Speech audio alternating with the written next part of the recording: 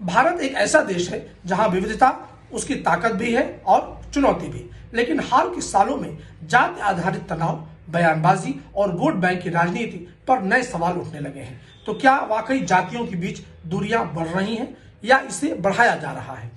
आप social media scroll कीजिए, कहीं जाति गर्व के आधार पर टकराव, कहीं आरक्षण पर तीखी बहसें और कहीं सड़कों पर जाति पहचान के नए प्रदर्शन देखने आम बात हो गए हैं।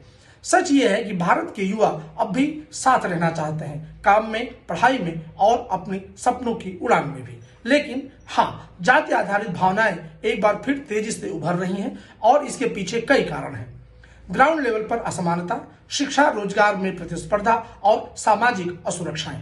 अब सवाल है, क्या राजनीतिक दल इसकी वजह है? सीधा जवाब है, आंशिक रूप से हाँ और आंशिक रूप से शायद नहीं। राजनीति में जाति हमेशा से मौजूद रही है, लेकिन लोकतंत्र में मतदाताओं को जोड़ने का सबसे आसान तरीका है पहचान, और जाति उसी पुरानी पहचान को छूना, भड़काना या मजबूत करना कई दलों की रणनीति का हिस्सा बन गया है। चुनाव के समय जातिगत समीकरण, जातिगत गठबंधन और हम बनाम वो की लाइनें और गहरी खींच दी जाती हैं। राजनीतिक दलों को वोट चाहिए और इसके लिए जाति को सामाजिक मुद्दा कम और चुनावी टूल ज्यादा बना दिया जाता है। लेकिन ध्यान रखिए, राजनीति सिर्फ वही खेल खेल सकती है जहां समाज में पहले से दरारें मौजूद हों।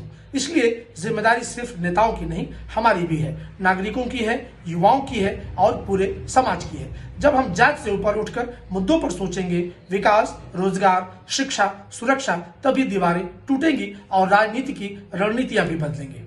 तो सवाल ये नहीं कि जातियों के बीच दीवार बढ़ रही है, सवाल ये है कि हम उसे तोड़ना चाहते हैं या नहीं। सोचिए और कमेंट में बताइए, आपको क्या लगता है, राजनीति जाति को और गहरी कर रही है